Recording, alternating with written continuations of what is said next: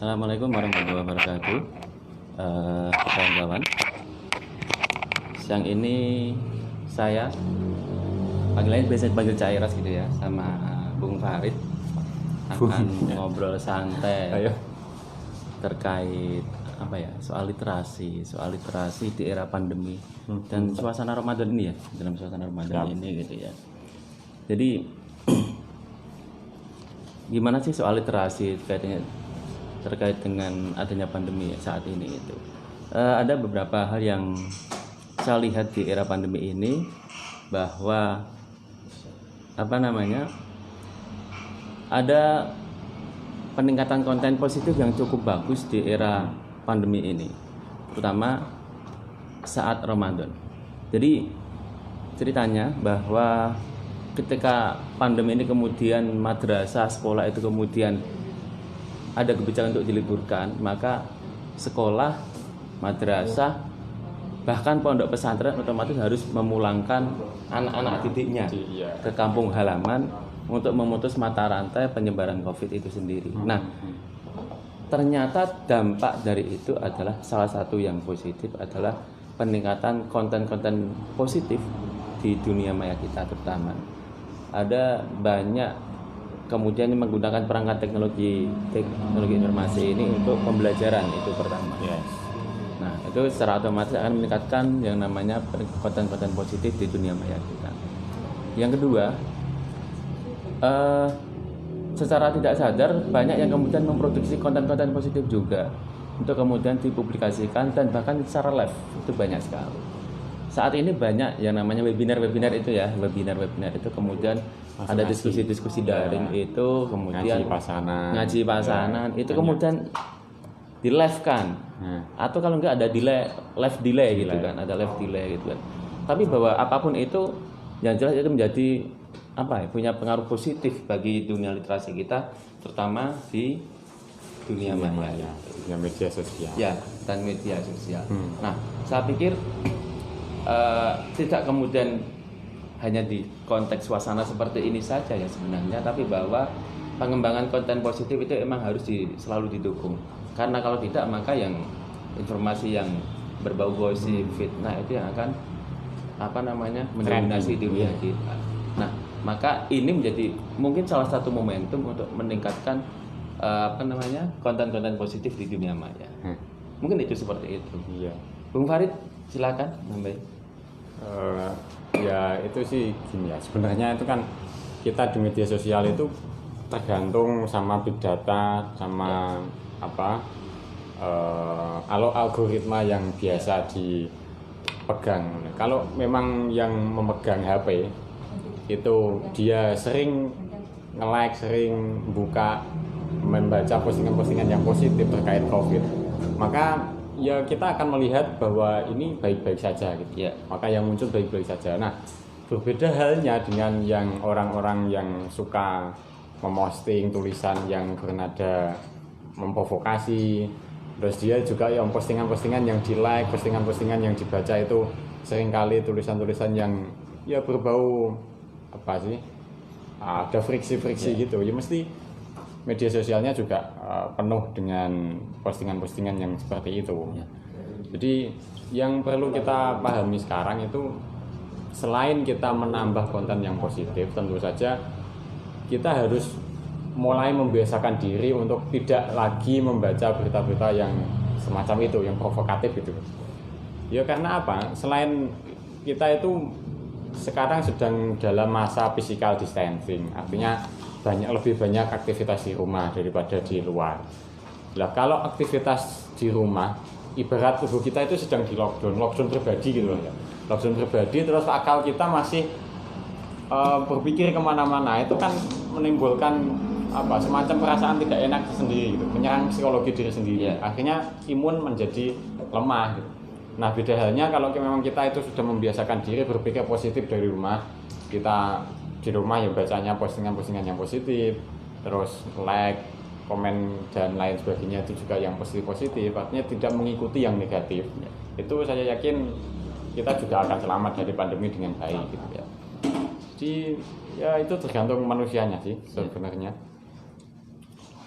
Ya intinya bahwa ini ya kali aja bahwa pembiasaan terhadap literasi yang baik itu memang perlu dibiasakan. Satu memang perlu dibiasakan, tapi yang kedua itu juga perlu pembelajaran karena layak disadari bahwa literasi kita masih rendah. Padahal awal mula sebenarnya secara sadar Islam sudah mengisyaratkan bahwa sebuah peradaban gitu kan. Maka kalau di breakdown gitu kan, maka kemudian orang Islam itu kudu pinter.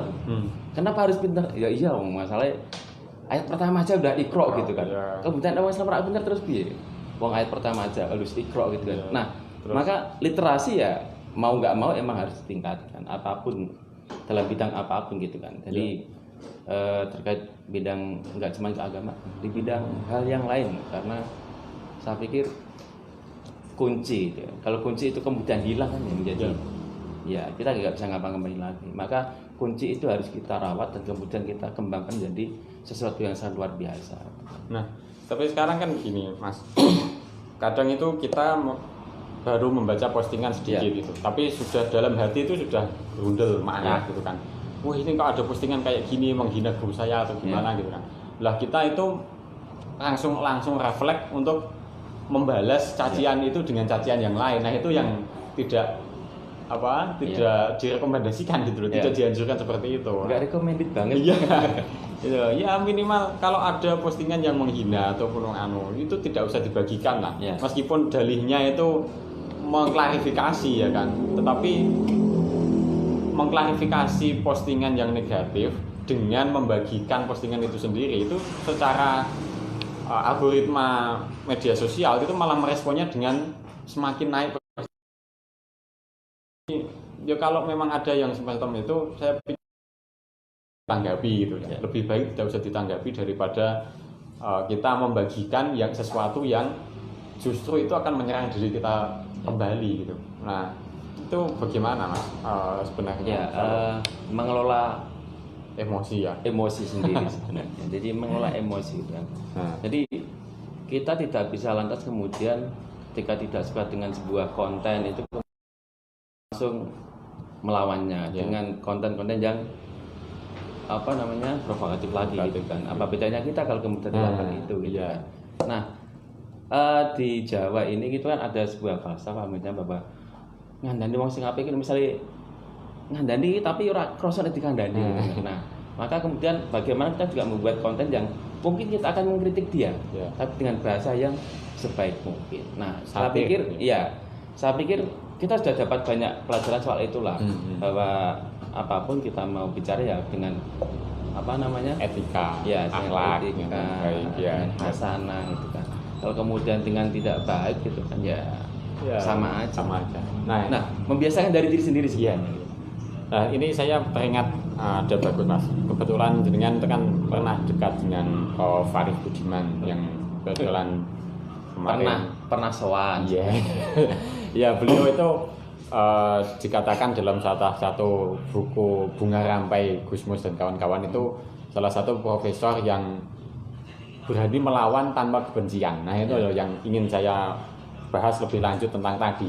Kita memang benar melawan segala aktivitas yang berbau radikalisme, aktivitas yang berbau kebencian dan lain sebagainya. Tetapi bagaimana sih teladan Prof. Arif itu ketika beliau itu melawan hal-hal yang negatif, tapi tidak dengan kebencian. Itu gimana beliau dulu? Yang saya agak paham mungkin dia akrab sama Gus Dur gitu. Akrab sama Gus Dur, tapi bahwa kemudian ketika Gus Dur itu menjadi presiden, dia juga ngasih kritikan yang sangat luar biasa terhadap Gus Dur, walaupun sahabatnya sendiri itu kan. Jadi yang keluar dari dia itu bukan kebencian, tapi murni kritik yang untuk membangun gitu kan. Jadi ketika Menteri Gonta-Ganti itu dia melakukan kritik yang sangat luar biasa. Tapi pas dari itu saya beberapa kali sowan emang ke dalamnya di Salatiga yang asri, sebuah rumah yang didesain oleh arsitektur dan budayawan Romo Mangun Mangunjaya. Ada satu yang menarik, beliau itu selalu sangat bersahaja banget gitu kan. Kalau ke sana paling pakai baju kaos kolor lah, oblong gitu dan sebagainya. Celana juga sangat sederhana gitu kan. Tapi bahwa penerimaan dia terhadap siapapun itu sangat welcome, walaupun saya taruhlah tuh anak kecil gitu kan, tapi beliau memperlakukan tamu ya sama, tidak membeda-bedakan. Itu yang saya tahu. Terus ada satu lagi kisah menarik ketika saya dan kawan-kawan di Semarang, tepatnya di SKM Amanat di UIN Wali Songo itu ya, dulu IAIN, itu menghadirkan Prof. Arif. Kemudian ketika di sana itu ya sangat luar biasa. Kita emang ya karena mahasiswa itu kemudian nggak punya apa-apa ya, emang benar-benar free itu, kita nggak ngasih apalah semacam ucapan terima kasih atau nggak ada. Itu kelasnya profesor ya? Iya, kelasnya profesor. Nah, waktu saya ke sana bicara soal itu, beliau bahkan bilang, oh nggak apa-apa, Mas. Gaji saya dari Australia udah cukup. Ya, itu menariknya itu. Nah, ketika pas acara terus selesai gitu kan, pas acara beliau hadir, wah saya kaget lagi. Beliau masih pakai kaos oblong dengan celana yang sangat sederhana. Yang menarik, saya lihat sepatunya. Sepatunya itu ada yang robek di salah satu bagian sepatunya itu. Wah, ini profesor, kelas profesor di Australia, tapi ya sangat luar biasa sederhananya gitu kan. Padahal kalau mau mewah aja dia mampu lah dia itu. Terus ketika berakhir acara itu, nah, yang masih saya teringat sekali itu ketika kita mau ya mencoba apa, ben kita pantas diajak makan gitu kan. Ternyata beliau cuma minta apa? Nasi goreng telur sama jeruk anget. Ya Allah, ini ya semoga beliau mendapatkan tempat yang layak di sisinya.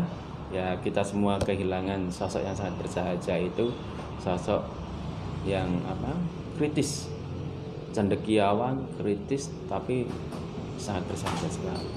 Beliau guru banyak orang, saya banyak belajar dari beliau juga, walaupun tidak punya banyak kesempatan untuk apa bertemu itu kan. Tapi saya udah alhamdulillah sudah beberapa kali sowan, beberapa kali ngobrol di rumahnya dan di beberapa forum, terutama di LESPI. Dulu saya banyak belajar di LESPI, Lembaga Studi Bahasa Informasi, banyak guru-guru saya yang, dan dari LESPI juga saya mengenal Prof. Arif Budiman juga, walaupun awalnya juga sudah pernah baca-baca soal beliau.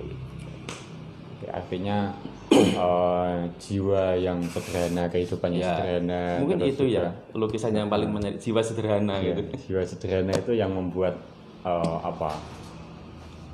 Nilai tasawuf itu keluar. Ya sufistik gitu. Ya, sufistiknya. Wah, jadi tetap kritis, tetapi tidak dengan kebencian. Tidak dengan kebencian. Artinya dia memang benar-benar lahir dari pola pikir yang sehat gitu kan. Pola pikir yang adil, memandang suatu masalah dengan presisi. Ya, karena kecendekiawanannya. Kalau dalam bahasanya Pak Sobari itu kan bahwa kecendekiawanan kan karena emang intelektualitas yang mapan gitu kan, bukan karena apa-apa, bukan karena gelar kesarjanaan kecendekiawanan itu. Jadi tidak mesti dia sarjana, profesor atau doktor, tapi dia punya empati terhadap sosial masyarakatnya. Itu sudah sebuah kecendekiawanan yang sangat luar biasa. Itu bahasanya Pak Sobari gitu. Dan itu tidak hanya diterapkan dalam orasinya kan, tetapi dalam tulisannya pun gitu. Nah, sekarang saya ingin lebih banyak belajar ini soal bagaimana sih menulis yang tidak memancing emosi orang gitu. Atau sebenarnya memancing emosi orang dalam tulisan itu penting nggak sih? Ini temanya soal apa ya? Ngalor ngidul, namanya juga obrolan santai. Obrolan santai. Iya. Jadi kalau menulis emang itu butuh saya banyak belajar dari guru-guru, para wartawan dan penulis senior. Ya emang prosesnya panjang gitu ya. Tapi paling nggak kita harus punya modal. Modalnya adalah kita harus suka sastra dulu, kita suka bahasa sastra. Bahasa sastra itu akan menunjang bagaimana kita bisa kemudian kalau mengkritik itu dengan bahasa yang santun gitu kan. Saya pikir itu menjadi menarik. Jadi seperti itu. Itu ya. Iya. Kembali ke COVID ya. Ke COVID. Ya, yang jelas apapun bahwa ya wabah ini emang semoga segera berakhir gitu ya. Virus corona ini, COVID-19 itu semoga segera berakhir, semua kembali normal. Anak-anak bisa sekolah lagi, bisa kuliah, aktivitas bisa kembali normal. Tapi lepas dari itu bahwa wabah ini juga, dengan adanya wabah ini juga banyak hikmah. ada hikmahnya juga. Salah satunya adalah dalam hal pengembangan literasi positif itu. Sekarang saya senang karena, tapi bukan senang karena coronanya, senang karena sekarang banyak kajian-kajian keislaman, kajian-kajian keilmuan dan diskusi soal-soal keilmuan yang kemudian disiarkan langsung di media massa di dunia maya gitu. Jadi itu secara otomatis akan meningkatkan konten positif di dunia maya kita, dan semoga di dunia nyata itu juga berdampak yang positif juga. Seperti itu kira-kira seperti itu. Iya, ini tadi sebenarnya mau wacana ada Pak PU juga, tapi entah kemana ini tadi malah hilang ya. PU lagi ada sibuk-sibuknya. Sibuknya Pak. Oke. Closing. Sudah closing lah. Iya. Teman-teman, sahabat yang dirahmati Allah karena edisi Ramadan ya. Dirahmati Allah dan dirahmati oleh Tuhan yang Maha Kuasa. Tuhan yang Maha Kuasa. Ya, seputar bincang santai dan suara nantiin. Mungkin nanti di edisi berikutnya kita akan membahas tema lain. Jadi ini baru ya dibilang uji coba juga boleh, dibilang uji coba yang langsung digas juga boleh. Pokoknya ya santai-santai aja. Santai aja kita obrolnya. Ya mohon maaf kalau banyak kekurangan, karena memang banyak kekurangannya. Kelebihan saya cuma satu katanya, kata orang tuh berat badan gitu. Iya. Oke, itu tadi banyak tentang COVID, tentang keteladanan Prof. Arief Budiman, dan tentang yang paling penting di saat COVID seperti ini, jangan sampai menebar kebencian, jangan sampai menebar hal-hal yang menakutkan. Bila ada yang perlu disampaikan, ya sampaikan dengan baik dan tangani dengan baik, jangan langsung panik dan tetap sehat selalu. Oke. Terima kasih. Assalamualaikum warahmatullahi wabarakatuh.